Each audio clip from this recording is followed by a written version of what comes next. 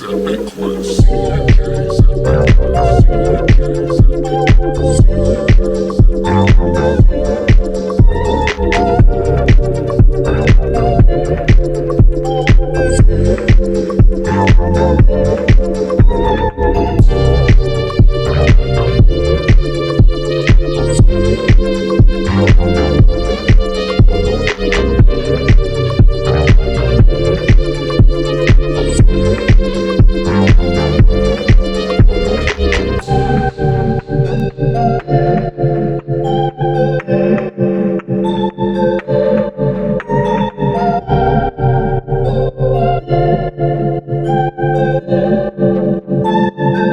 CMJ's Epic Quest. CMJ's Epic Quest.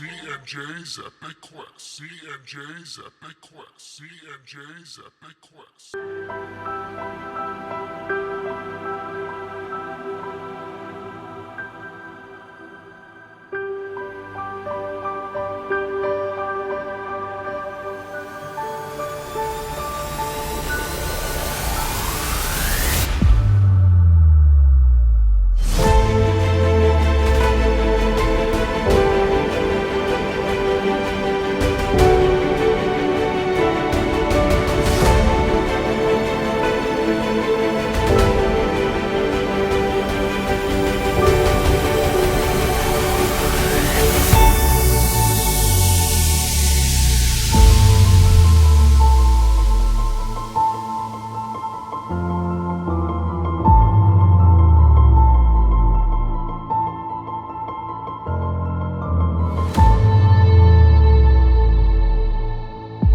Hey everybody, welcome back to D&J's Epic Quest. I am Jay Rule, and joining alongside me is...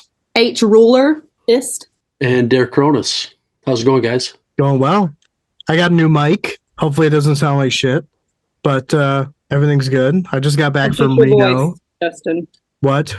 That's just your voice. We had a pretty good laugh about that already before we started recording. It was funny. Yeah, I am pretty humorous. Didn't quite hit as hard the second time. Yeah. How was Reno? It was all right. It was pretty cool. It was a little chilly there. There was a couple of nights while I was at some bars with my coworkers where I had to bring my sweatshirt. Yeah, you'd think that it would not be that cold, but it was. Was it cold at night? And during the day too. I think the first day I got there, it was like 48 degrees there. Or something weird like that. Well, Vegas is like in the southern part of the state. Where's Reno from there? Obviously, it's north, but it's not like in the way north part of the state, is it? No, it's like middle, but like on the west border. Like maybe 30, 45 minutes from... Yeah. Like you could see the mountains and stuff. Like that was really cool. That is cool. Are you going to be on an episode of Reno 911 now? No, I didn't get in trouble. Didn't That's good. get caught. But anyway, how are you all? Okay. Looking for a new job. Oh, why is that? Really? My job, it's okay, but it's a small company, and he's starting to kind of lose money, and he promised me a raise that he can't give me now, and also he's not willing to do any kind of like remote work, and he told me that if I want, because I just kind of mentioned it to him, I was like, hey, instead of a raise, why don't we do some kind of hybrid situation so I can be home some days, and because I, for my like, medical stuff, be home sometimes. And I was like, so why can't we just do like a hybrid thing? And he told me that if I want hybrid stuff, we're not a good fit. And I've been there for 90 days and I've been doing really good. So it kind of just irritated me that he said that. Yeah. So I'm looking for a remote job. We'll see how it goes. Well, good luck. Yeah. A lot of companies are starting to take those away and bring their employees back home or back to work, which makes no sense. No. Yeah. Like you can monitor us much better if we are working from home and you don't have to pay rent anywhere to rent out an office. Because the office space that he rents is like 1,000 square feet and it's $5,000 a month. Right. Yeah. Like you could save $5,000 a month by not having this office. You would not be going under right now if you didn't pay for this office. Yeah. But employers can't control you while you're at home. They can't. No, that's why I said like a hybrid thing. Like I'll still come in. So if I'm not doing my work, bring me back to the office and don't let me do hybrid anymore, you know? Yeah, very true. Absolutely. But, I'm just happier working remote. So I'd rather find something that, I don't want to feel like I'm working every day. We'll see how it goes. I'm not like in a rush or anything. I'm just trying to see what's out there. Before we get started in today's episode, we'd like to take a moment to thank and recognize Silverstone's Books. Check out their website at silverstonesbooks.com, where they have a large selection of fantasy, sci-fi, and horror books with the option of mini signed copies at very reasonable prices. The store carries a large number of indie authors, so help us help them in supporting self-published authors. Also, they've been gracious enough to give us a promo code for 10% off your next order. That code is DJ Quest, so check out their site and pick up a book and save a little cash while supporting authors. Awesome. Yeah. He's got an author signing in a couple weeks, so this episode might come out after that. I was hoping to make it and get my book signed, but we've got dance competition that weekend, so won't be able to make it that time. So some other time, we'll have to get down there yet. For sure. Maybe after school gets out, we'll make a trip down there. That would probably work, yeah. Our patrons. We have Jan the Picker, Luciana Intrigan, Ryan the Topological, Damian the Rock of Faces, Nate Fiddle Me This, Shield Anvil Dylan, Calvin He Who Witnessed, Livia the Malazan Potato, and Aaron Mott's Irregular. Thanks, everybody. You guys really do mean the world to us. It's a lot of fun having you along. We love you. Moving on to chapter 14 of Memories of Ice, the epigraph. The last mortal sword of Fenrir's Revi was Fanald of Con Vor, who was killed in the chaining. The last... Wait. Remember that crappier book that you guys do? April Fools! Oh, God. Yeah, we're only 10 days late. Oh, pretty Right. fun, Bob. But we didn't. We didn't. It's opposite day. It's opposite day. Isn't this the first? Isn't this the first recording we've done in April though? Or am It I- might actually be. So it works. It totally works. I was just thinking about that. Yeah, this might be the first recording that we've done. I think we're on chapter 15. Yeah, I know. I pulled up one to like drive home what we were doing. He committed to your role. Yeah, you didn't even look. Yeah, and you're probably a doofus and on the Curse of the Fallen document. So she would have been even more confused if she was the only one. You didn't look at my text. I wish I wrote that other book. We can pretend.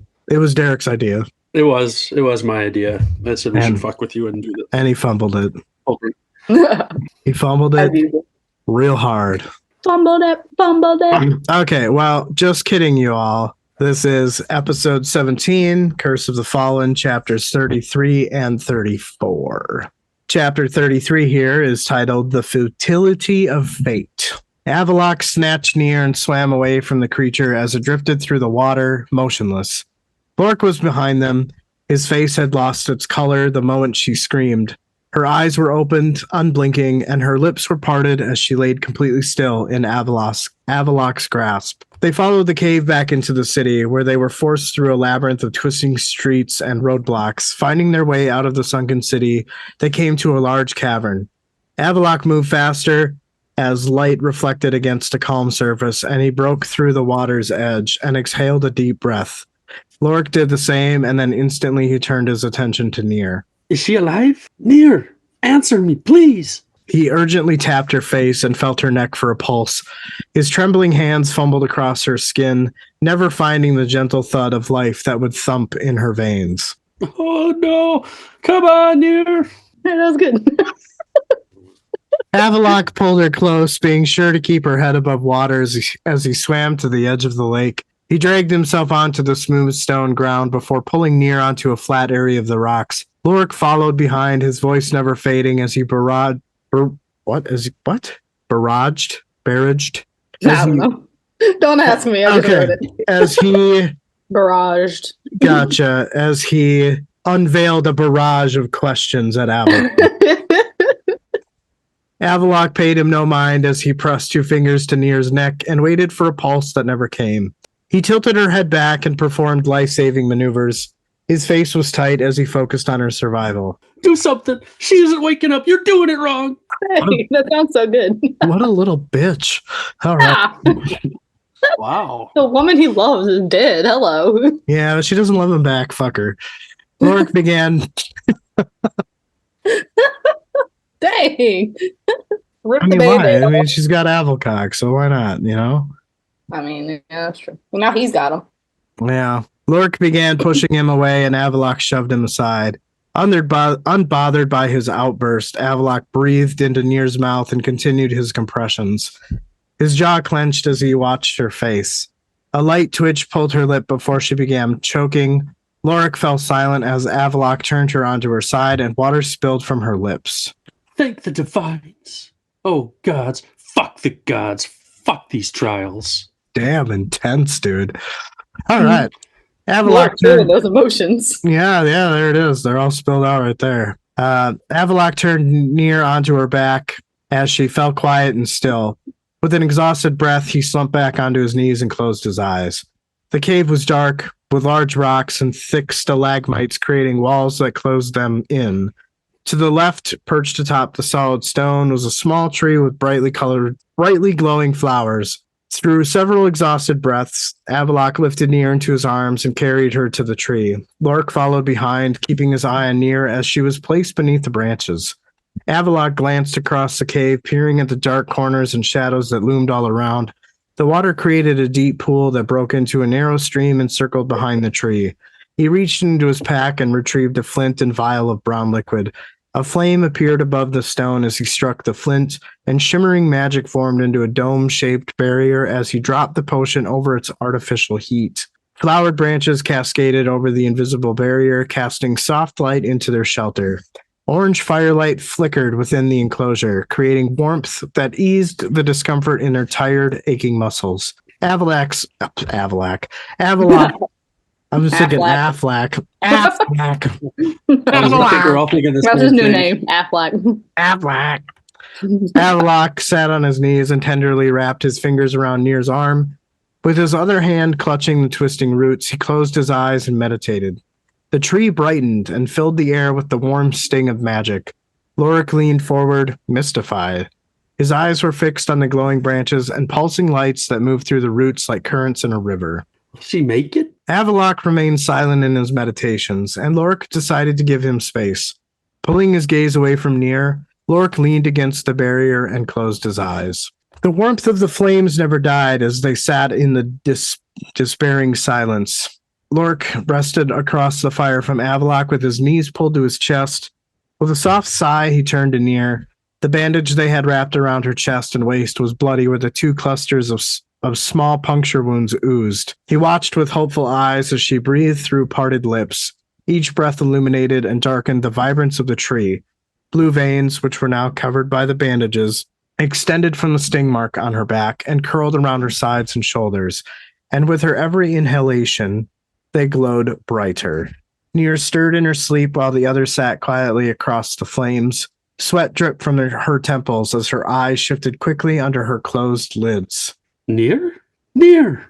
She woke from her nightmare with a loud gasp. Sitting up, she clutched her chest and caught her breath. You're okay, Nir. It's all right. She fell into a coughing fit, and Lorik handed her a canteen. She drank the contents and then tossed the empty container aside. Her fingers tangled in her messy hair as she leaned forward. Where are we? What happened? We are underwater, fighting that thing. I thought you were dead, Nir. We thought you drowned down there. How am I alive? We would know we're close to the surface. I don't know. Avalok stabbed the creature through the back, and then we grabbed you and fled. Took us a long time to find this cave and get out of this water. Avalok got you breathing again, and he was able to do something with the energy of the tree. Guess it kept you alive. She turned to Avalok, who stared at her with sad eyes. Nir crawled to his side and touched a deep cut across his cheek. Are you hurt anywhere else? Yeah, just you should be Avalok. I'm not Avalok. You're Avalok because you don't have any other lines. I'm going to be the half-eaten miner. We didn't discuss this. I'm going to be the half-eaten miner. I mean, Avalok has been tossed around like a beach ball at the I'll be Avalok. Screw it. At the beach. Mine as well, right? Everybody else has been Avalok. We've all been him. He's a neighborhood bicycle at this point. How am I getting around? Yeah, everyone gets a ride. I'm fine. How's my Avalok? A little high pitched. You did yawn proud there. I'm fine. I thought he wasn't a caveman. That's my deep voice. I'm fine. I'm fine. There you go. I'm fine. And that's not even his accent. He talks like Ragnar. How does Ragnar talk? Ragnar talks a little funny. All I'm right. Well, fine. we all said it, so I'll just leave all that in as Avalok. Maybe Perfect. we'll all just say it, and I'll just choose the best ones. Do all three at the Right. same time. Right. Right. She closed her eyes. Okay, but seriously, who's going to be Avalok? I think you should be. Okay, fine. She closed her eyes, harnessed her energy, which was stronger as she sat beneath the pulsing tree, and healed his injury. Slowly, she reopened her eyes and ran her finger across his soft, blemish-free skin. I'm glad you're okay. Both of you. You too, Neri. Lord, sounds so pitiful. I just kind of want to smack him. I know, he's being a whiny bitch. I get it, but also like man up a little bit. Come on. Hey, I am bringing him to life with everything. No, I have. you're doing Hey, really, you really wrote the script, man. I didn't write this. Talking to HC. good. No, you're doing a very good job. Yes. Yes. I'm Don't having fun with. I like doing this. It's fun. don't Yeah. let our laughter at you. No, I'm not laughing at you. It's just the I fact that am. he's just still like whining and crying at all. It's not your voice. You're doing really good. Keep doing it because it sounds really good. I'm laughing at Excuse him. That's fine. I think you're doing good. I'm not laughing at you. I'm laughing at myself. Okay. How's your leg? Hurts like no other. She crawled to his side and carefully unwrapped the linen to reveal his deep lacerations. He winced as she clutched his calf and healed his wounds. She released her grip and backed away with a depleted sigh. Do you still have your room, Law? He pulled the small box from his fastened pocket. It was wrapped tight with cloth and twine to keep the lid secure. How much longer do you think we'll be in here? I don't know. When I was alone, I received a vision. Did either of you see it too? She translated to Avish, and they shook their heads. She pondered for a moment and then recited the message. Into the trials with great feet. The waters wait for those who seek. Darkness is blinding for those with sin. Waters are haunted by creatures within. Shackles and streets guide the way. Pale moonlight leads into the fray. Into this chamber of energy you seek. Blood of the first holds the key. What does that mean? I don't know. The waters could be the test we just took.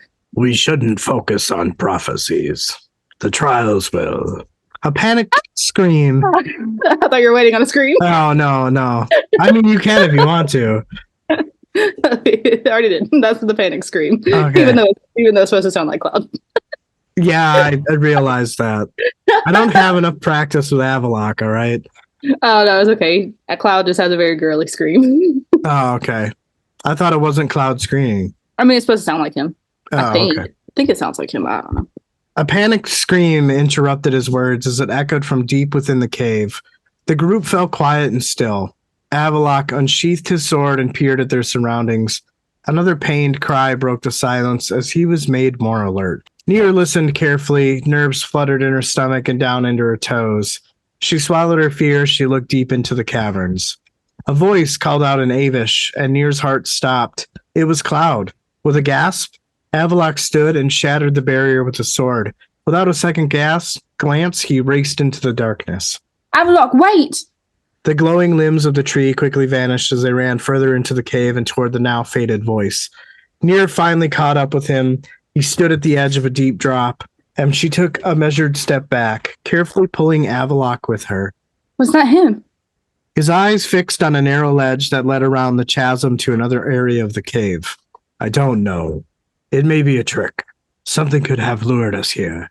His eyes shifted down into the canyon, and Near could see the uncertainty in his eyes.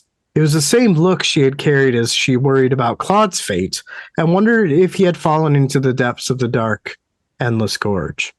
Panic and relief overshadowed her fear as his voice called out again, this time louder and closer. Avalok sheathed his dual swords and then carefully walked along the footpath and slowly moved across. We aren't going on that? Come on, Cloud could be in danger. Lorik noisily whimpered and stepped onto the ledge.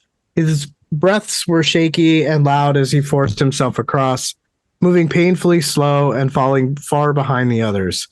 Near gagged and then held her breath when pungent odor of rotten flesh and excrement filled the air.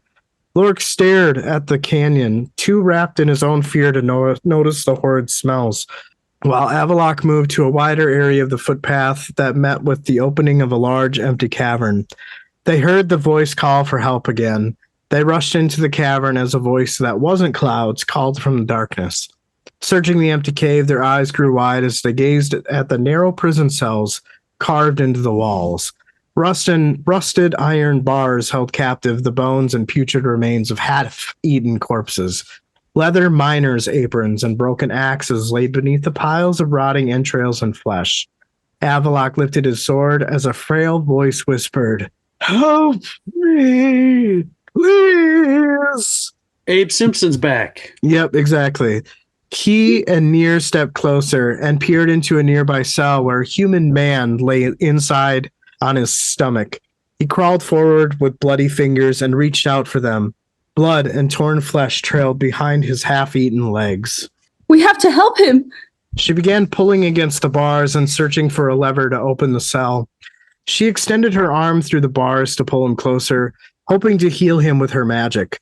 Cold iron stung her skin as she fought desperately to touch his hand while he struggled to crawl closer and take her grasp. Nier urged him to crawl closer while pushing herself into the bars. His bloody fingertips slid against hers as he trembled and shook. She stepped back with a huff and glanced around the cell, searching for another way inside. But there was only solid stone. She closed her eyes and took several deep breaths, focusing on her energy.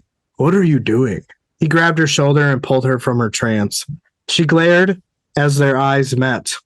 "The prison cells in Anamaril are known for their magic wards. Once inside, you won't be able to use it. You'll be stuck." We can't leave him like this. We have to get him out of there. "And do what? If we help him escape, we'll have to carry him through these trials. It's suicide." I won't leave him to die like this. Nier moved back to the bars, struggling once again to reach for the prisoner, until the faint sound of hisses and growls came from the darkness of the cave. Avaloq pulled Nier away and tucked into the shadows as the noises grew louder. Lork, who had just stepped from the ledge, looked around in a panic before spotting his companions and darting to their sides. The prisoner began screaming, and Nier fought against Avaloq's hard grip. "No! Please! Help me! I beg you! Help me, please!" What can we do? We can't leave him like this. Nier glanced through the room as glowing white eyes emerged from the darkness. The creatures moved closer, scratching and clawing, until reaching the cell and slipping their frail bodies through the thin bars. The man screamed as the creatures with white skin that stretched tight over their bony limbs bit into his legs. The sound of their teeth sinking into his flesh filled the air and mixed with echoing shrieks as the man begged for mercy. Nier pushed Avaloq aside and ran to the bars. As the man clawed his way to her, a creature sank its nails deep into his back and forced him to the ground. Staring at the man who lay just out of reach, Nier realized there was nothing she could do. She stared at the tears and blood dripping down his face as he was slowly eaten alive. She lifted her arms to the bars and concentrated on her energy. Her eyes were focused on the man as she wove her magic through the air and took hold of his and the creature's necks. A tear fell from her eye as she clenched her fist and crushed her throats. They released Wee's gasp before falling lifeless to the floor. Nier crumbled to the ground as the weight of her grief sank to her knees. Avaloq knelt by her side and wiped the tears from her eyes. "Come on, we have to move." I can't. "You showed him mercy. Let's not make his sacrifice be in vain." She sniffed and took several deep breaths. Her eyes shifted to the cell, and she fell silent as she stared at the place he once lay. Not a speck of blood or white scratch blemished the stone. They had vanished without a trace. What? How? Lork stepped closer and peeked into the cell, his face twisted with anger as he released a furious growl and smacked hard against an iron bar. It were an illusion, a trick. These damned caves won't give us a damned break. It wasn't real. What kind of test was that? Why would it force me to kill someone like that? Those creatures, the Sentry, are real. They've been known to capture people living near the entrances of Anamaril. These, god damn it, this must have been a vision from the past, a way to drive you mad.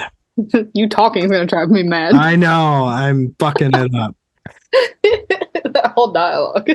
Near wiped her eyes and glanced at Lorik as she stared wide-eyed into the distance, following Lorik's gaze to another brightly colored rune etched into the wall ahead. She went numb. No, I don't want to touch those fucking things anymore. I just want to get out of here. No more fucking mind games. Here! I'm done with this place. Let's just get Cloud and go home. As she marched past the ruin, intense pain struck her chest. She fell to her knees, struggling to breathe. Avalok and Lorik rushed to her side, unable to help as she fell back with a sudden, inhuman shriek. Haunting images of death and darkness flashed through her mind. The agony built within every broken face and bloody corpse she saw. Ashes and smoke overtook the visions and faded them to black. Darkness clutched her soul with a painful, scalding grip. Lying on the ground, writhing in agony, her back arched and bones creaked. Her eyes rolled back and skin turned white as she screeched in various tones of voice. Lorik fell back and clutched his ears while Avalok remained at her side, grunting from the pain of her piercing scream. Voices escaped her throat as she spoke an ancient and forgotten language. What's happening? Do something. Lorik gripped her shoulders and called her name, but she didn't acknowledge him.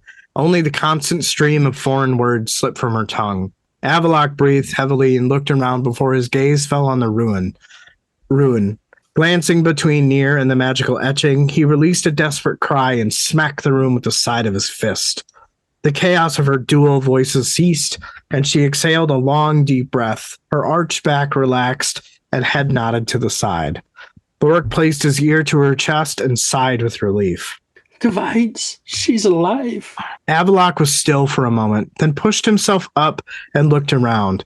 He scanned the darkness that surrounded them before gathering Nier in his arms, shoving Lorik as he moved onward. Oi, what the hells are you doing? Avalok grimaced at Lorik, shouted at him in a language he didn't understand. Come, not safe. No bacon? What the hells are you going to do about it? No, he said. What the hells are you going on about? What the hell are you going to do about it? I'm improvising. We need No bacon bacon. here. What you going to do about it? No bacon. Yeah. Like a fighting Bacon Irish. Fighting Irish. Bacon would obviously make the situation way better. Bacon makes bacon. every situation better. Let's just be real. Right. I like his version. Let's just keep going. Okay.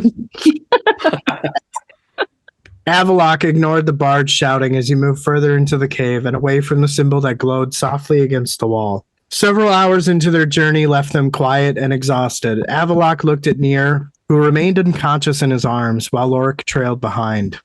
Lorik tapped his arm and pointed to the pale blue light shining through a large opening in the wall ahead. Carefully approaching the light, they came to the edge of an immaculate underground city. Large streams of glowing water carved through the ground, while square homes covered in stalactites, moss, and mud were left quiet and abandoned. Avalok stepped through the mysterious city with a purpose and haste, while Lorik stared in awe at his surroundings. The Eve soon came to a nearby home with an open door and placed Nier on a stone bed. Lorik quickly followed, and the two closed themselves in before barricading the door with a stone dresser. What are we doing this for? We're all alone down here. Avalok dragged a tall, empty shelf across the room and placed it in front of the window. He knelt close to Nier and dug through his pack. Avalok created a fire and barrier around them. With the warmth easing the tension in his bones, Lorik leaned against the wall. Digging through his pockets, he retrieved a small bag of dried meat. Avalcock, you did good out there. She's something else, yeah? Don't know where I'd be without her. Feels like a lifetime ago we met. Would have never imagined that a tiny, helpless kitchen wench would turn out to be so strong and brave. Avalok's eyes moved to Nier, who lay quietly on the bed next to him. You really like her, don't you? The Eve couldn't understand him. They fell silent, and Lorik closed his eyes. His head bobbed as soft melody seeped from his half-closed lips. Avalok repositioned himself to get more comfortable and interrupted the song. Platinum hair fell in dirty tangles across his shoulders. Scars crisscrossed his arms, and Lorik noticed a barely visible, yet familiar, brand on that marked skin. Oi, that's the mark of the order, isn't it? There, on your end. Avalok's face twisted in confusion. Lorik pointed at the scar. He tensed before covering the scar and turning away. How'd you get that? Why are the elves leaving it around after they burned down our villages? The Eve was quiet, his eyes set on Nier, whose own brand was exposed on her arm. Her blemish was just as faded as his scar. She got that as a kid, at it before we met. She don't remember much of it, thankfully. Though she said she used to have these nightmares. Said people in dark cloaks were after her. Ryman put a stop to it, but I think she still carries it. His eyes grew distant as he looked at the friend he had known almost half his life. A friend he could never live without. Avalik, thanks. Avalok nodded respectfully. I like no Eve. Heard you were all rubber. Avalok raised his eyebrow at the misused word. Near as eggs. Best friend I ever had. Avalok turned to Near, scanning her face with worried eyes. I almost said eggs. You're a right good Eve, Avalok. Their eyes met, and Lorik spoke his native language as he grimly warned. Don't fuck it up. Ooh. Ooh, holy shit. Ooh, dang. Oh, dang. He's scared now. Avalok shivering in his boots. He's shivering in his boots. At that piratey southern Cockney Irishman. Yeah, sorry, I don't know what happened there. It's been like 2 weeks, so. Better than what I could have done. Justin, there's one thing with this chapter that like I couldn't wrap my head around, and it's kind of your first point. And HC, I know like you were trying to get this information from me, and I wasn't giving it to you. There's like one thing that did not make sense to me in this chapter, or I didn't understand it as it was written. Sounds like a you issue. It probably is. I'm just kidding. But so give me 1 second to explain my thoughts here, Justin, and it's going to Go for it, man. well, I guess HC kind of answered your question here at the nose, but okay, so as I imagine things, they go into the trial and they go into this cave, right? And then they go underwater and they swim and they find this mermaid city and they fight fucking Cthulhu under there. And then they get away and Near is like lost her breath or whatever, right? Yeah. So then they got to figure out what the fuck they're going to do. And so what I had in my head was that they found another fucking cave and swam into that. And then there was like an air pocket or something in there, a cave within a cave. Like this is some Inception type shit. Isn't the cave that they came through to get to this underground city full of undead people? So they can't go that way. Right, yeah, because Justin's thought was like they went back the way they came. I did not. Yeah, because I was just thinking that, like, why didn't they do that? But I'm like, oh yeah, there's undead people that will eat them. I just was looking at the previous chapter, and so I went back to our previous document, and I'm like, I just, did a search for city, and I read it, and I'm like, okay, I could have swore I remembered that right. Because they get to after they all vanish and disappear, and they kind of like all face their own type of trial, so to speak. And then they merge together with the tree, right? And then that's when Lorik comes in, and then they make the tree wasn't there. I thought there was a tree. No, there was a tree. In Near's vision, when they disappeared, she touched the rune behind the tree and wound up where Avalok was. It like teleported her there. Got it. Okay. For some reason in my mind, I keep thinking the tree is like a central hub, so to speak. Kind of like a checkpoint in a game. Yeah. You know what I mean? Like. Yeah, that's funny. It's not, but that's funny. I could definitely see that. Okay. So I guess to be clear then, so like they went in this underwater cave, and then within that underwater cave, they found another underwater cave. And then they found land. So it's basically went underwater. They went through the tunnel of undead, and then they came out to the sunken city. Right. Yep. Which I imagine was like basically on like the ocean floor or something. Not really, because there's like a cavern underneath it. So it's almost like it was on the edge of a cliff. So there's like an abyss where the creature comes up and. Right. And it was like when it just said they followed the cave back into the city. So they went up because they were pretty deep in this cave thing where that creature was. So they swam back up to where they knew that they would recognize things. And then they tried to find their way out from there. So they were in the abyss next to the city.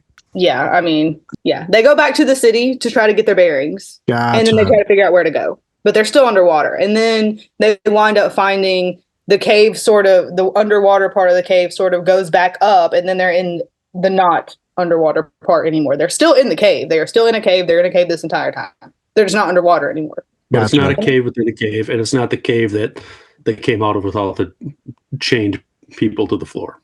Right. No, they did not go back that way because there are still dead bodies there that would have eaten them. So they can't go that way. Gotcha.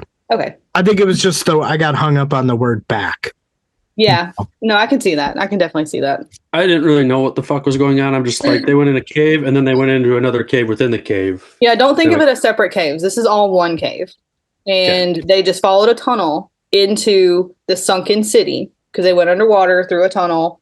And then they followed underwater. They just kept trying to find a way out. They kept trying to find a place where the cave sort of like opened back up and it wasn't underwater anymore. Because they're still in a cave. Like this whole thing is in the same cave. They're still in a mountain. So the higher they go, the less they're gonna. It's like in the ocean. You'll eventually reach the surface somewhere. Gotcha. This caused me a lot of confusion, I will just say. Sorry about that. No, it's fine. But this is why I didn't want to. Like, I wanted to talk about it, not like message you back and forth about it, because it would have been tough to do that, and it's more fun to do this way, I think. No, yeah, I appreciate that. No, yeah. They did go back to the city because they were below the city in the abyss just to get their bearings to try to figure out where to go to find the surface. They were just trying to find the surface. That's probably an easier way to say it. They're just trying to find the surface so that they can get her out of the water because she can't breathe. And she was underwater for a very long time, so she 100% drowned. Mm-hmm. Yeah, no, we got, I mean, I guess I'm not speaking for Derek, but I got the urgency of like needing to find something. I guess just the relative placement of where they were was confusing. So like, again, going back, I'm like, okay, did they get, yeah, I see. It makes sense now, but yeah. Yeah, even when I just read it, I saw how you were confused. It kind of threw me off for a second. I was like, wait, but I was like, no, they're just going back to the city because they weren't at it anymore. I'm gonna turn my light on. Yeah, it suddenly got dark over there. I can't see either of you. You can see all my dirty laundry in the background. You're good. I don't see nothing. Oh, there's my laundry basket. It's just got towels though. I can't close the door though because there's dirty laundry on the floor blocking the door. You know how it goes. I do. A never-ending battle. Ugh. All right, so I hope that sort of cleared it up for you. Oh, absolutely, yeah. That was 100% my fault. I should have written it better. I mean, that's not the type of like answer I was going for. We needed to write it better. It was just like I was really hung up on this. I'm like, what the fuck did they do? Like it just wasn't making sense in my head. Like, where did they go? Like, I get they're underwater. They went through a cave, and now they're like in another cave, and then they found like a fucking trail in there, and now there's a tree. I'm like, how in the hell? Like, and I was like, it was almost to the point where it was like frustrating for me to think about because I'm like, okay, well, I know this is like a fantasy book and I can get on board. Like, okay, we got these different type of monsters and stuff, but I'm like, we got a fucking cave within a cave and now there's a tree. Like, I was like, wait a second, what is going on here?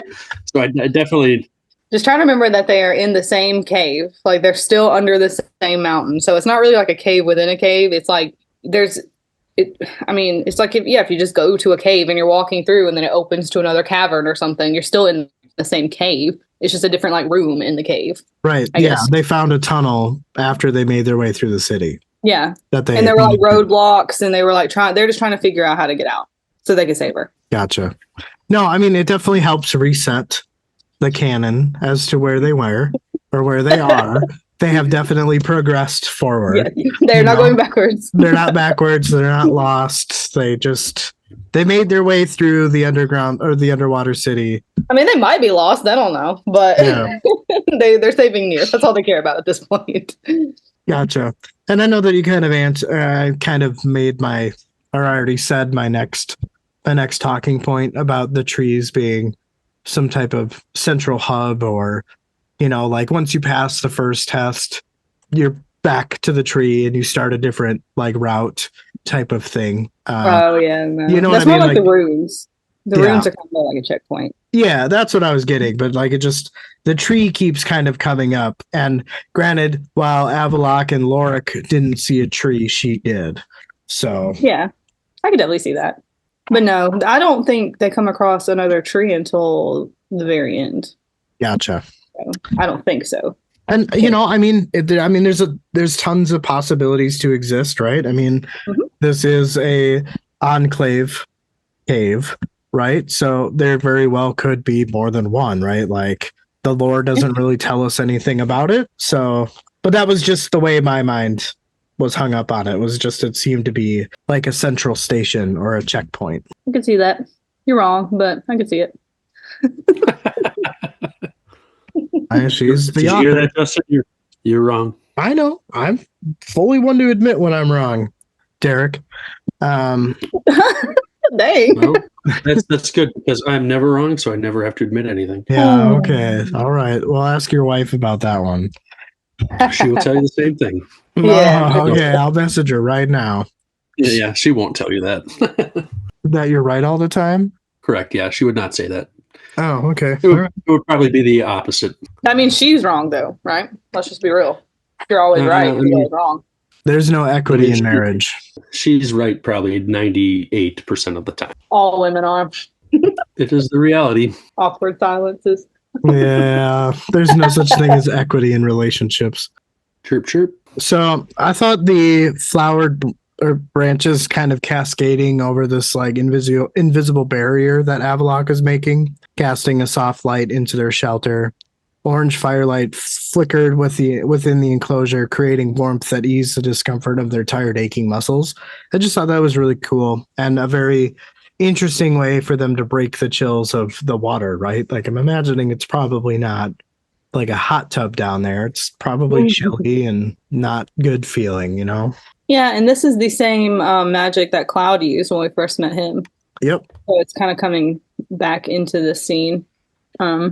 Just kind of keep him a little protected from whatever's going on while Nier comes back to life because she was dead. I need to reiterate, she was dead. Okay. Dead. Just so we're clear.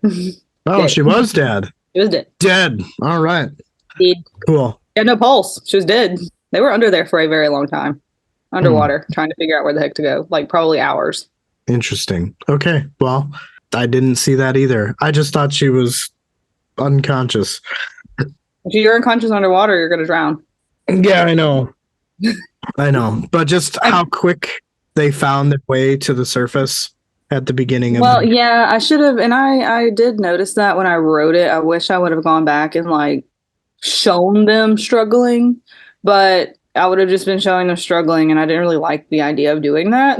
But it would have shown them swimming around, trying to figure it out, and kind of you would have experienced that length of time with them. But it was probably, I would say it was a couple of hours they were down there trying to figure out where to go before they made it to the surface. Sure. I would have maybe just like found a creative way to accentuate that time has passed. There's no sun under here, but the only example I can think of is like dawn is breaking and then, oh my God, like it's almost fucking nighttime, you know, some shit like that. I'm trying to see because I thought it said somewhere about how much time had passed, but maybe I didn't. And it was probably just a sentence, so it's very easy to overlook if I did put it in. But no, for all those listening, they were down there for a few hours after she was attacked and screamed. And once you take a breath with that potion, the pill that she took, the little blue pill, Little boo pill. the potion wears off. So she screamed and she had no breath anymore. And they were down there for hours. Damn. Dead. She in trouble. She was dead. And just the whole Avalok acting as like a middleman between the tree and Nier, I thought was really cool. And I will rephrase help her recover to help her come back from the dead. Yes, that's definitely what she did. She came back from the dead. The reason that he was able to do that may or may not, I don't think I'm ever going to like outwardly explain it, but it should become clear, especially once the series is over. If you do a reread, you should know why. But we do know that he is First Blood, and we do know this is a First Blood cave. So clearly he's got some kind of connection with the tree that he's able to do that. Because we know from Nier, she's able to, manipulate the energy. Right. Oh, just saying that it's a little spelled out in the prophecy as well. That First Blood is the key. Yeah. So I don't think that's quite been revealed yet, but I have thoughts. Ooh, tell me. I'll hide my face Why? so that you can't see my reaction. Oh, I'm just saying that I think Avalok is more essential than she thinks at the moment. Oh, yeah, maybe. We'll see. I really hadn't elaborated my thoughts, so I just had to think of how I was feeling about that. But it has something to do with it, But what? I don't know yet. It has not been revealed. That was not the First Blood holds the key thing. That was not it. Just so you know. Okay.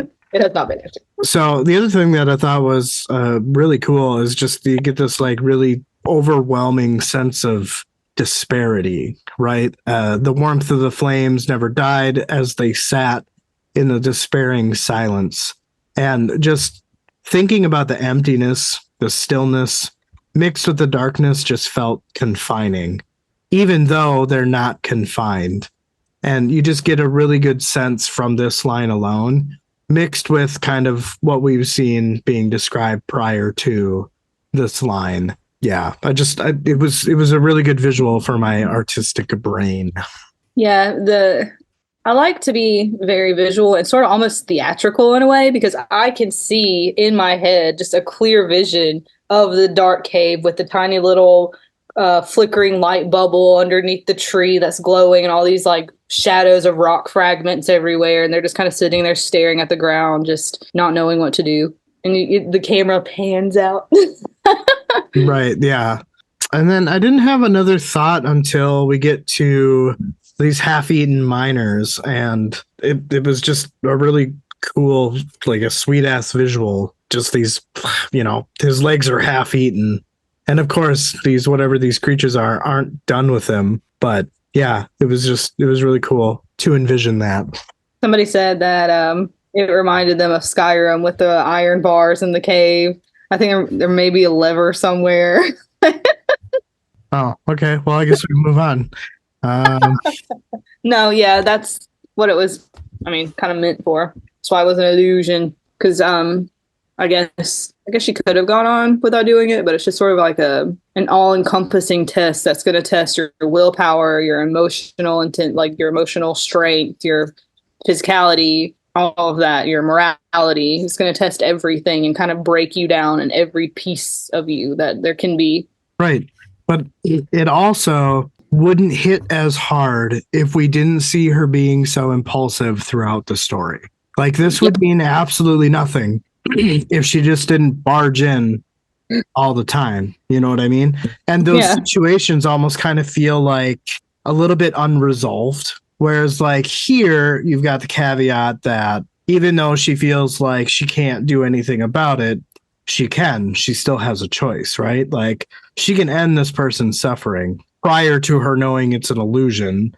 But still, it goes to show that she still wants to save and she still wants to help. And this was, the better option between letting them just continue to get demolished, Yeah. And it kind of serves as like Avalok is more of the voice of reason a lot with Nier because she is so impulsive, because she is so compassionate, and she is so willing to sacrifice herself. He told her she wouldn't be able to get out if she teleported herself in, and she still wanted to help him, even though she knew it could risk her being stuck in there too. He has to kind of like stop her because she's so selfless when it comes to keeping other people safe, because she has been the victim so often. She doesn't want other people to be in that situation if she can help them. Right. So yeah, it's annoying, but like I get it. She is able to save these people in most of the situations, even though she does it very impulsively. Because like Avalok said, if you get in there, you're not getting out. Like you have to think these things through. Freaking Nier. Exactly. It's just worry about that later. Act now and worry about the rest later. Yeah, pretty much. That's Nier. The other thought that I have is when, she kind of just has this like, fuck this all moment. And she walk past the ruin. What happens to her with this like desperate cry like the shrieking and her arched back and bones creaking? Was that what happened to her? Was that punishment for wanting to just leave and not continue? Punishment is a weird word, but yeah.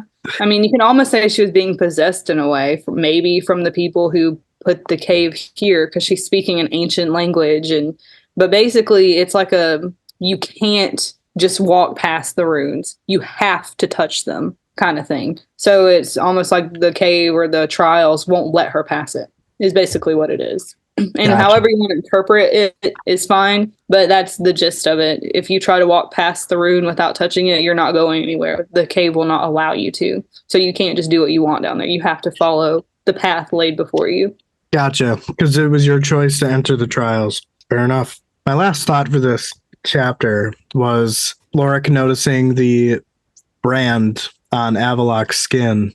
Forgive me if I'm wrong, but I don't think that has been mentioned before. It does not. And I've gotten comments about how come they never noticed it before. It's because I just didn't want them to. Okay. That's Right. it.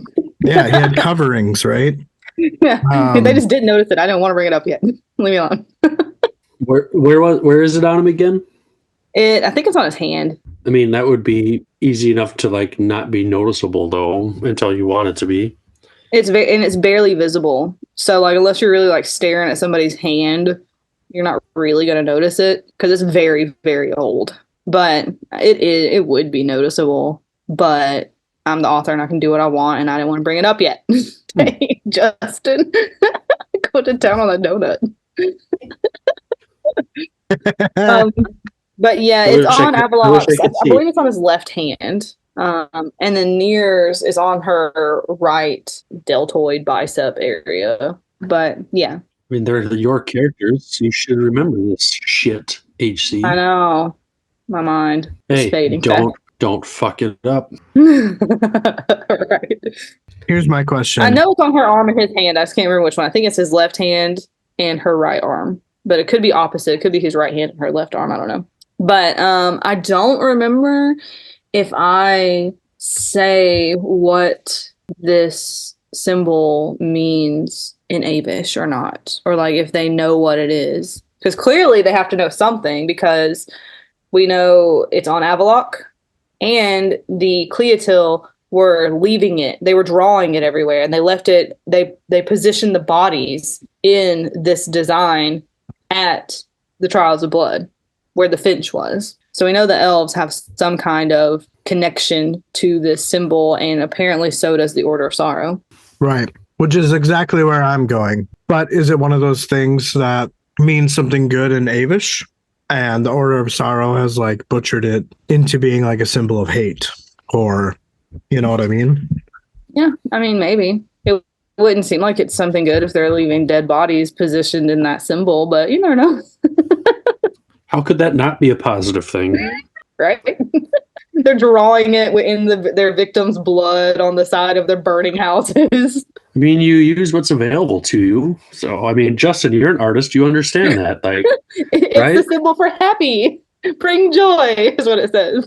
Well, it may not necessarily be like a positive undertone, but just kind of like something that means something to them. Means something to the Avish that has been completely twisted by the Order of Sorrow. You know, like the meaning has not. It very well could be like it could stand for like revenge, or justice or something like that. And the Order of Sorrow has like twisted that in some way, shape, or form. Well, I do want to remind you that when they went to Mange, the goddess there of nature is named Numera, but her old name is Onwin, which has Avish connotations. So one of their gods, the original name of the god, has an Avish name, and the Order of Sorrow has a symbol that has connotations to the Eve. So just food for thought. That's all. Oh no, those are definitely thoughts for fooding in my mind. I just wish that I could make sense of them at the moment, but I know I'm not supposed to. You won't. But I'm almost interested to hear your theories, but I know they're going to be better than whatever I have planned, so I don't really want to hear them at the same time. Oh, so you haven't even like written it down yet? No, I know what I have planned. I said I don't want to hear your theories because I know it's going to be better than what I have planned for it. So like I don't want to hear it because then I'm going to get upset because I'll be like, dang, that's cooler than what I'm going to do. Gotcha. I'm asking if it's been explained in your media. What do you mean by planned? Like in the 3 books, is that explained or not yet? Coming soon. It's explained throughout the series. I don't think anything's ever going to be fully told. But gotcha. So as we progress on, it will make more sense. It'll make more sense, definitely, especially book 2. Book 2, one of the main characters is an Eve. Like, main character alongside Nier, not like Avalok is, but an actual main character.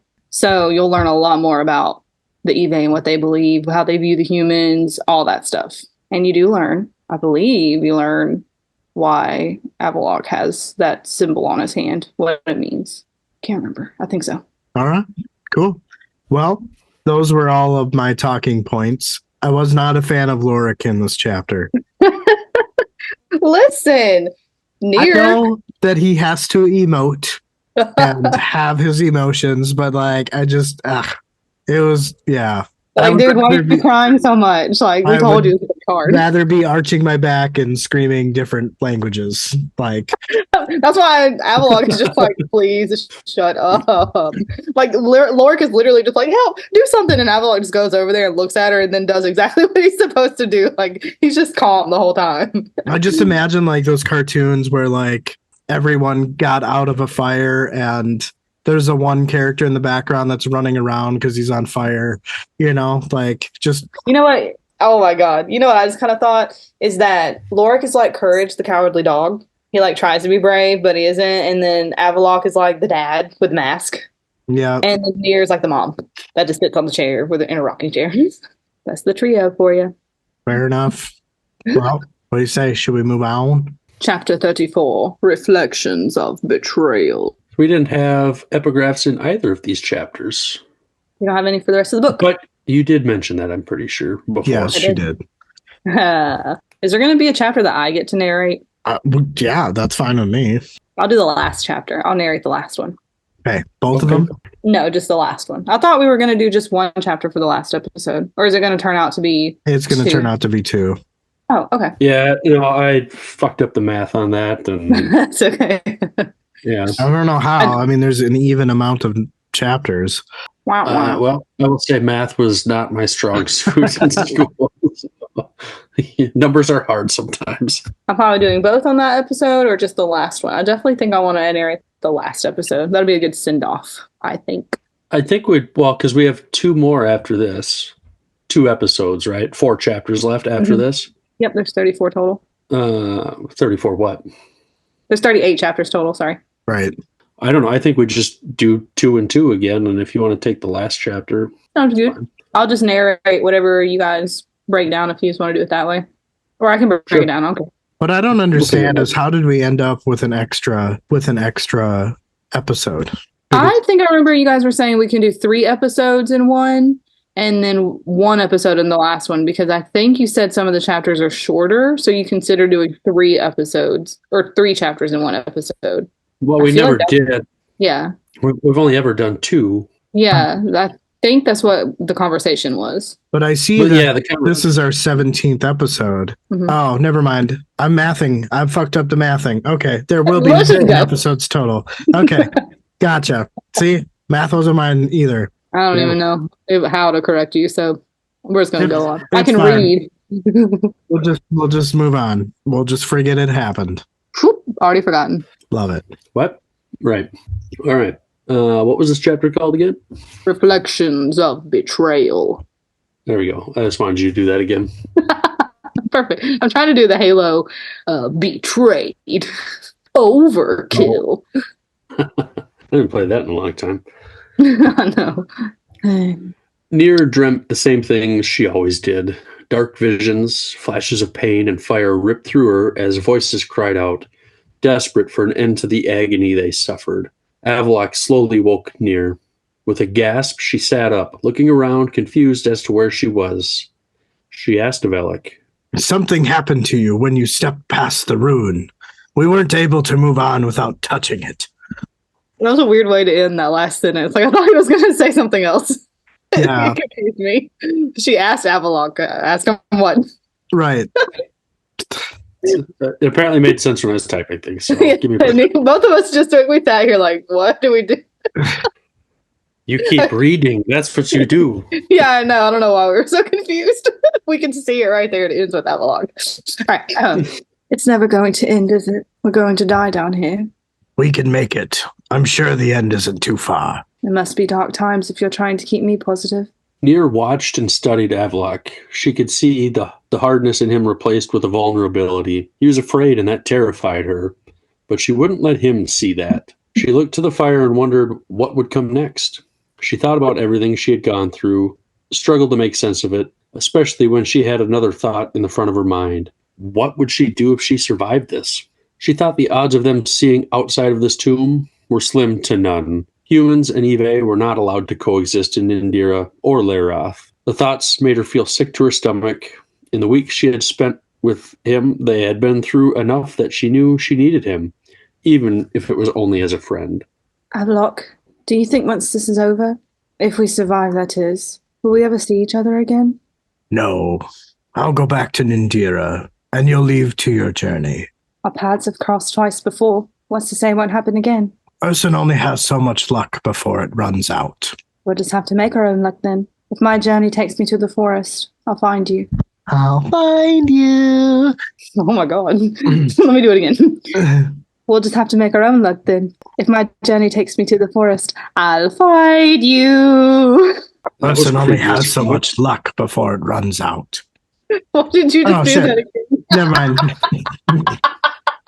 I said that was fucking creepy, is what I said. Jesus Christ. He wants to keep doing it on repeat, I guess. Yeah, because he doesn't know what to say to how awkward that is. He's gonna repeat himself. Right, he's just gonna like Oh my god. Nindira is no place for your kind. If they find you there, they'll kill you. Good thing I've got you to keep me safe then. Saving damsels in distress is your motive, yeah? Avlok laughed, but before he could speak to reply, there was a nasty snarl outside the home that brought the conversation to a halt. Avlok got up and grabbed his sword, and Nier listened to footsteps fall on the empty street outside. What is that? A hard thud hit the door. A creature growled and clicked its tongue. Fingernails scratched at the wall. The footsteps faded to the distance, and Avlok exhaled. We call them Sentry. They are Eve that were sent here long ago as prisoners before the first blood disappeared. They use their hearing and smell to see, so that barrier must be fading. We need to leave. What? We can't leave while they're out there. We have no choice. If they find us here, we'll be trapped. Avlok began to gather his things. Nier went to gently wake up Lorik. He woke with a loud yawn, and Nier covered his mouth. Surprised, he pushed her away. Avlok quickly silenced him. What is that supposed to Justin. be? Killa? Gila. Gila? It's an Avish word. Gotcha. Like Gila monster, but with a K. Gila! They're coming. Do you have any defensive magic? Anything that can ward them off? An energy pulse. I can push them back. Avlok told her to get ready as the sentry worked their way through the home's makeshift defenses. He white-knuckle gripped his swords, staring at the door. Lorik reluctantly held his dagger. The sounds of the sentry made Nier tremble. She was still tired and struggled to get a hold of her magic. Faintly, it swirled within her, but she couldn't grasp it. Lorik shoved a green vial into her hands just as a sentry pulled itself into the home. Avlok dispatched it, and more crawled in over its corpse. Nier drank the vial and let the bottle fall to her feet. She felt strong, and the energy was strong within her. She drew in a deep breath, gathering her strength, and with the push forward, the energy left her open palms. A shockwave sent the creatures into the wall. She turned to the doorway and sent a blast of energy towards it, while Avlok went stabby-stabby on the downed creatures. Lorik cowered in the corner, slashing at a sentry as it moved closer to him. Energy burned within Nier as she took hold of the creature's neck. Avlok and Lorik jumped back as the sentry began clawing at their own throats. Nier curled her hands into fists, and bones snapped. Windpipes were crushed. Nier made her way through the door and blasted those waiting outside. She spread her arms wide, letting magic fill her. She was shaking as her energy boiled over and created a monstrous shockwave. The sentry were still for a moment, then the entire cave was silent. A moment later, the sentry were basically cut in half as they fell over, entrails and organs spilling to the floor. The elixir lost its effect. Nier fell to her knees, lungs burning and muscles aching. Lorik looked in disbelief as there were dozens of sentry around them that were cut in half. Come on, we have to move. You killed them all in one go? Just like that? Nier didn't say anything as Avlok picked her up and made their way deeper into the cave. Glowing crystals on the walls created a trail that the group was able to follow. The constant darkness left them disoriented. While they walked, Nier had slowly regained some strength. It had felt like days, but it had only been a few hours. She hoped they were going in the right direction and not just aimlessly wandering in a circle. She turned back as Lorik had fallen behind, walking at a slower pace. Near slowed down to match him. You all right, Eben? Just ready to get home. Think you're the only bard to explore the Forbidden Ruins? Yeah? Think it'll get me more women than Fjord? I don't know. He does have the look of a divine. He can have all the women he wants. I had the best of them all. Yeah? Who's that? Veda, kitchen wench, could break a man's heart with a smile. I seem to recall her scoffing at your ballads. She was a bitter little thing. The only one out of all the girls that couldn't stand to listen to my singing. Maybe she was playing hard to get. I got her in the end for a while. Of course, now she's a friend. More like a brother, really. My most famous ballad is written about her. Most of them are. Porcelain skin and hair of black. Well, I've had to change the lyrics over the years. Keep the songs fresh, you know. Mm-hmm. I bet she replays your ballads in her head every night before falling asleep. Really? Of course. Those dreadful tunes just get stuck in her head. Bit annoying, really. They fell quiet as they kept walking. An orange light filled the dark tunnel, and every step brought them closer to the source. The cave opened up, and they couldn't see the ceiling above them. A maze of half-walls brought them to a pillar as tall as a man. Bright red veins glowed throughout it, and a rune rested near the top. Near, this is a shrine of the divines.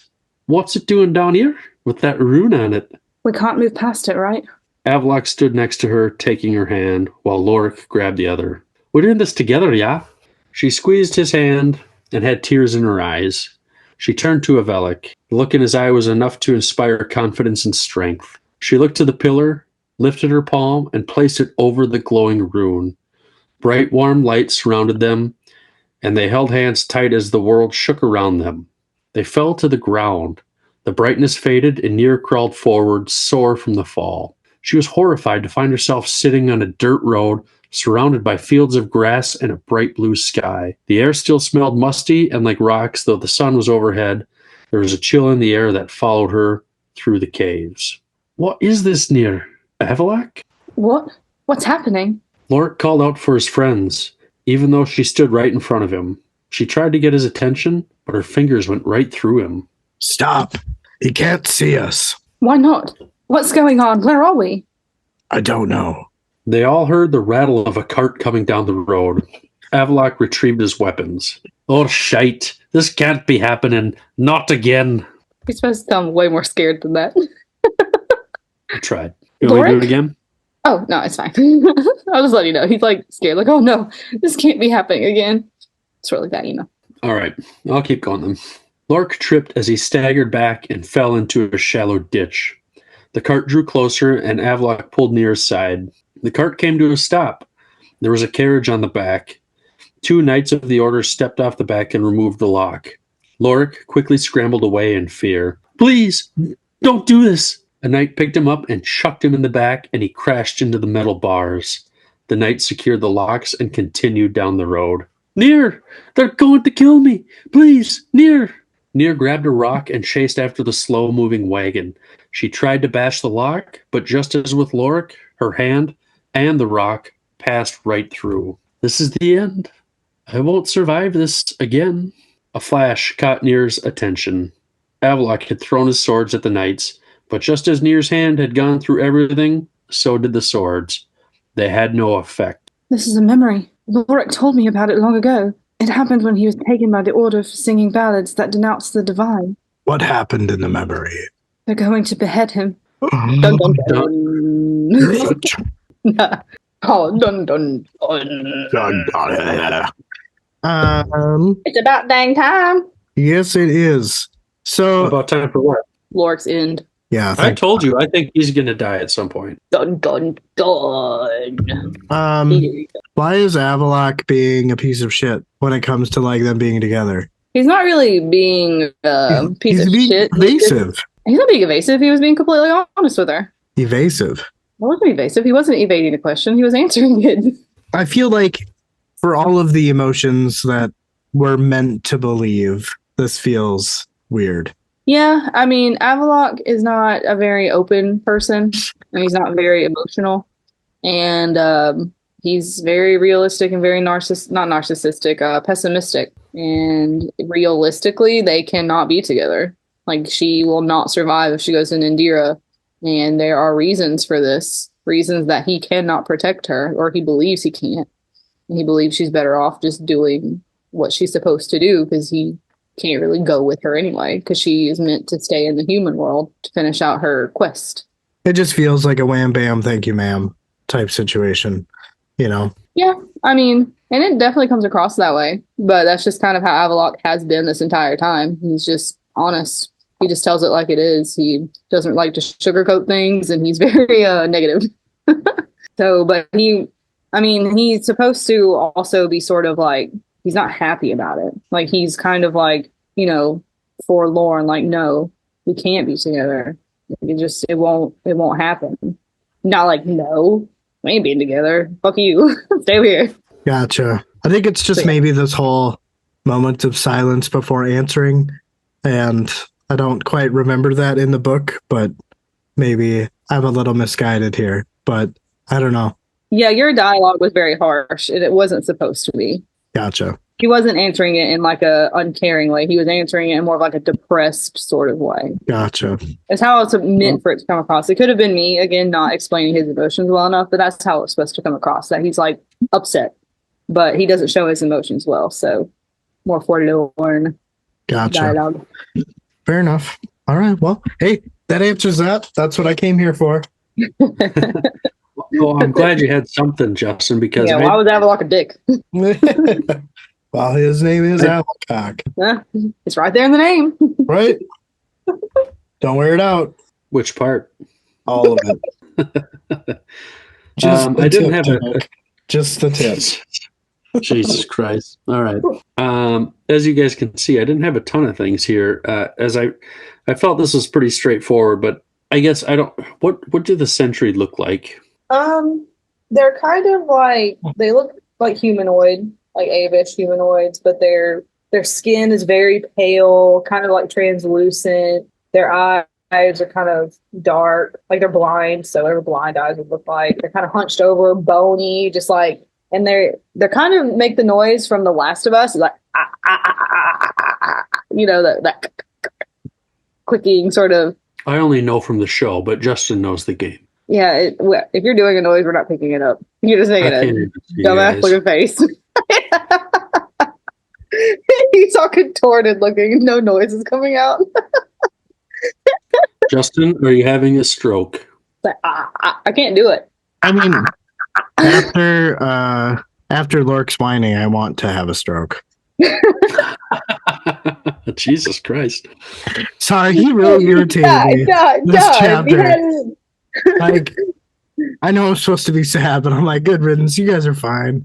You're better off without him. Yeah, he's cool. Let's get out of this dream. Let's go find the bush. Right? Oh, poor Lord. You're on the friggin' night side, the order side. Behead him. Put him down. I'm sure even if he was beheaded, he'd still find a way to annoy me. his head would just be sitting there crying. Right. He would be like those talking heads from Futurama. Yeah, that's funny. Here it goes again, freaking crying again in the memory. Oh, what? Didn't they have Ronald Reagan's head in Futurama? Yeah, they had a lot of people from our time that are, would be dead at that point. That's funny. I am very curious to see the continuation of this memory and what comes of it. But really, like, my only, I guess, kind of thought on this chapter was I really enjoyed how serious things were. And then it just kind of fluidly changes to them having a good time. Just a quick change of direction. And I like that a lot. I mean, that's just kind of how conversations in real life go, right? Like, you can have a serious conversation and then at the drop of a hat, you can be joking around and having a good time. So it just felt very real to me. Good. Especially with someone you've known basically your whole life, or at least half your life, like them. Those emotions and the banter is just kind of come natural, even when they're literally struggling to survive through this cave. Yeah. So Yeah, like I'm just looking forward to reading the next 2 chapters. I'm a little bit sad we only have 4 more left, but I don't know what the hell to expect going forward here in these next 2. How, like, I don't know how it's going to end, but I feel like, I mean, I'm definitely going to want more, which, I mean, we've got Yay. 3 more books to go after this. Well, 2 and a novella, 3 books still. So, Hopefully the I don't know, Justin, trials are living up to your expectations. what's that? Hopefully the trials are living up to your expectations so far. They're I will definitely say- as dark as you said they would be. But it's definitely like not what I expected at all, in like a good way. Like I didn't expect to be like swimming through underwater caves and stuff. Like that was not what I would have guessed. So, Yeah. like it's been a lot of fun. Yeah, I was trying to do things that still felt grounded and real and not too fantastical, but also I wanted to do things that were more imaginative that you wouldn't expect, but also it's realistic at the same time, if that makes sense. Especially with trials like this.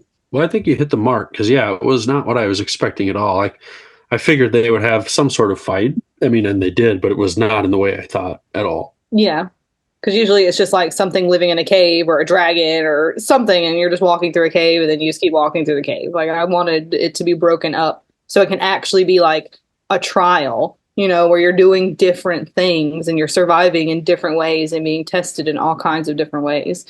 And I don't know, I think that the imagination, I don't know what I'm trying to say, just how imaginative it is and how you don't know what to expect is what makes it better. And it makes it, like you said, it makes it more fun. It's unpredictable, which hopefully is a good thing.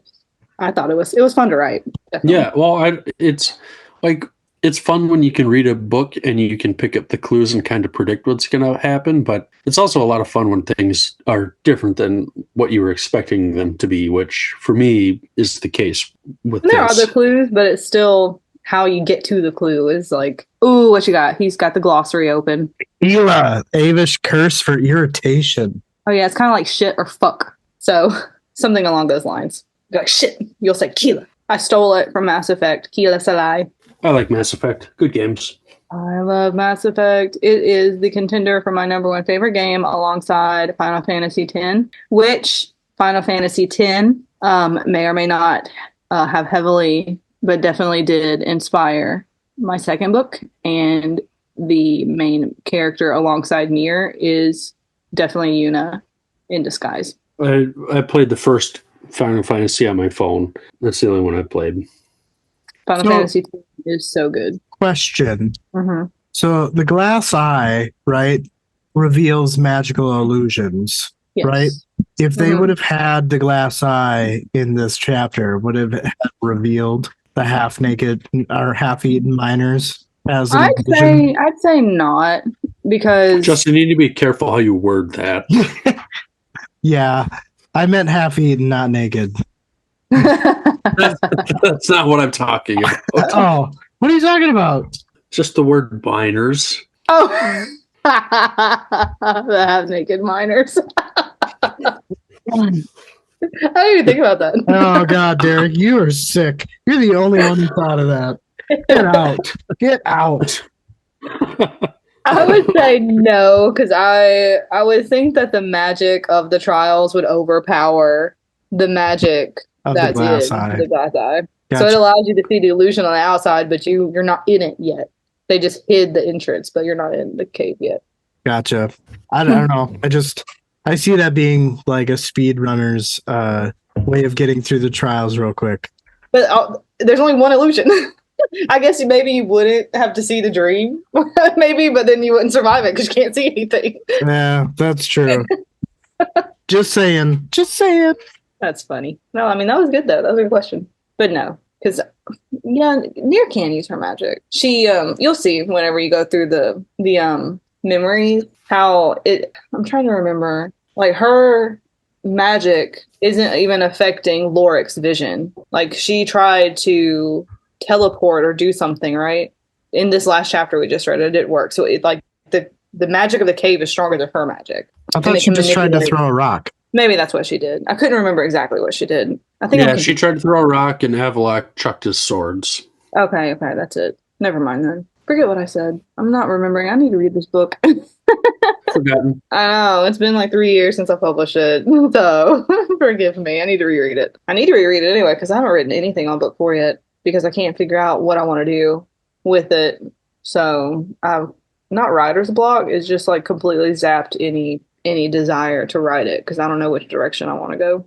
Well, I mean, I know we're not there yet, You but I might hope get you there don't before I write it. So I hope you don't give up on it either. I'm not giving up Um, on it. It's just we're right at the point where like there's going to be a major plot twist, and I need to figure out which because I have several different plot twists that I can do, and I need to figure out and really, really commit to one of them because it's going to affect the entire rest of the series, whichever one I decide to do.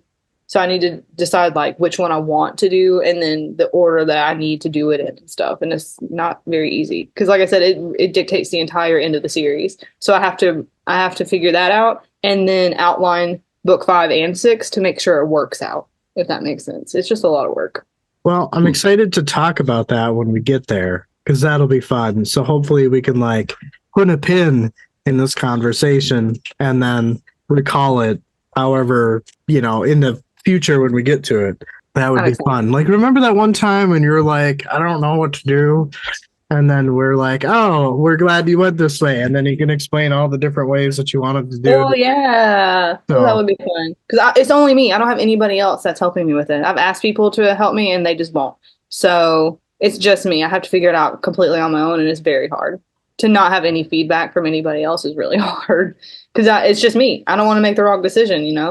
So at least if I had feedback from other people, I can kind of get a consensus. But I'll figure it out. I've been going through a lot in my life, so that also plays a lot into my motivation. So once it gets warm out, though, I usually get a lot of creative juice flowing. So I think once spring really hits and it stops being cold out, I'll probably be able to get more into it. Gotcha. What do you mean cold? It's going to be 80 degrees here this weekend. Yeah, it's gonna be 80 this weekend, but earlier this week I think it was in the 40s. So it's not really and it rains every day. It's been raining every day. I need the sun. But I'm gonna go. Peace out, people. This was really fun. Oh, all right. We're just done then. Okay. I'm done. I have to pee. I wanted to ask, how long did it take you to write this book? Like when you were obviously you had this idea at some point, but when you put pen to paper, how long did it take you to knock this out? It took me 9 years to write this book, and then 10 years if you count redoing it with the second edition to fix it. Because it's not that I wrote this book, it was all the rewrites, and then I had to figure out, once I finally committed to the Fallen Light series, then I had to map out all the books and the whole story and divide it up and to see, which foreshadowing I needed. Because like I told you, in chapter 2 or 3, they go to a cave in Vloland. Well, that cave doesn't even show back up. We didn't learn anything about the Nyx. We didn't learn anything about that cave because we're going to learn about it in book 5.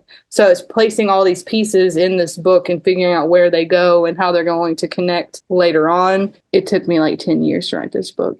Like the second book, how long did that take? Second book took about, I'm going to say 3 years to figure out. And the third book took me 10 months. That's a huge drop off then. Wow. Once I started writing book 3, because at that point, book 1 was the hardest because it's figuring out what I want to do. And then book 2 was kind of difficult because I wanted to go a different direction. It's a whole different part of the world. It's in the desert. And there's a whole new cast of characters. The only person from book 1 in book 2 is Nier. And there's 5 main characters, including Nier. So there's a lot's going on. It was really hard to figure that one out because there's multiple antagonists and multiple storylines that are just converging, and that one was really hard to figure out. But book 3, I had already had 2 books down. Well, 3. It took me 10 hours to write the novella, and 10 I wrote hours? that. Yeah, I just sat down and just wrote it, and I had no plan for it. I just wanted to just let you guys know what some of the characters were up to.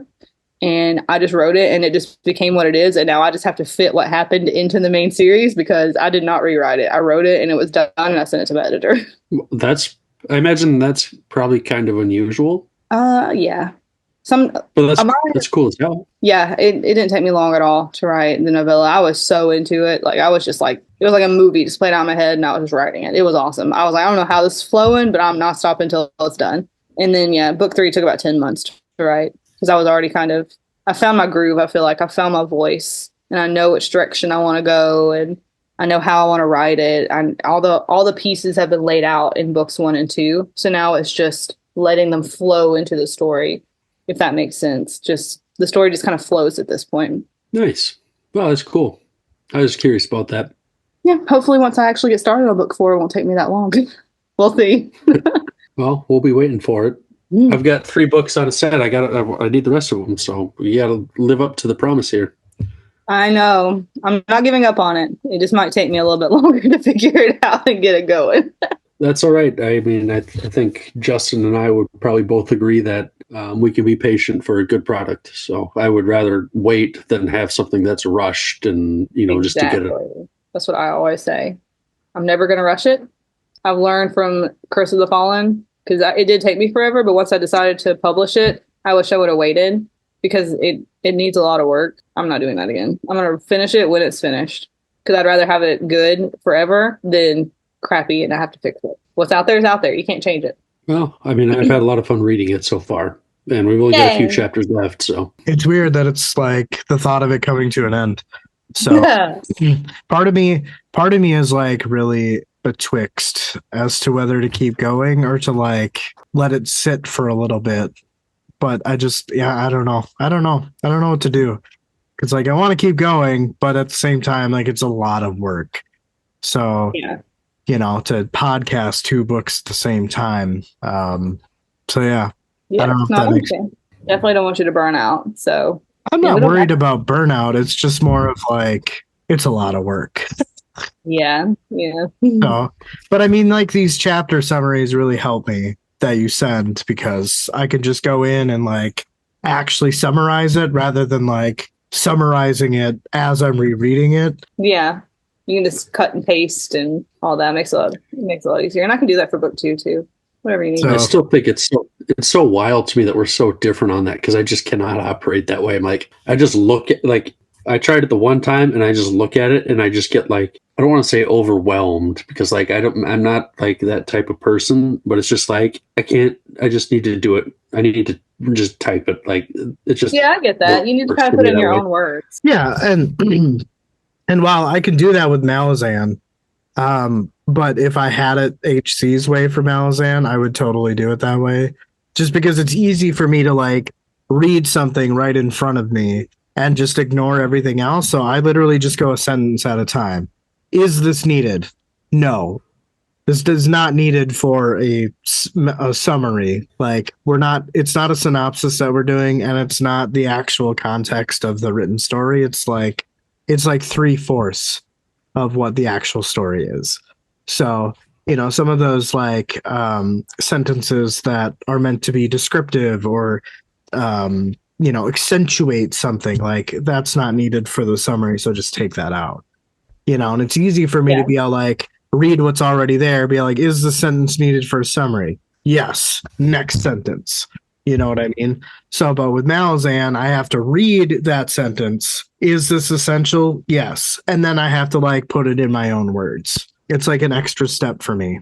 That makes sense. No, I mean, we find a way to make it work for both of us, but yeah, I think I'm starting to realize in my adult age that I might be a little autistic. So, well, I'm glad I get to do this with both you guys because I have a lot of fun doing it, and I want to keep doing this. So it's enjoyable. It is fun. HC, if you got to go to the bathroom, I suppose we can let you go. Bye. Torture me, why don't you? Oh, wait, HC, I have another question. I'm just kidding. I'll see you later. Bye. Bye. Bye. See you next time, guys. Have a good night. Bye. Bye.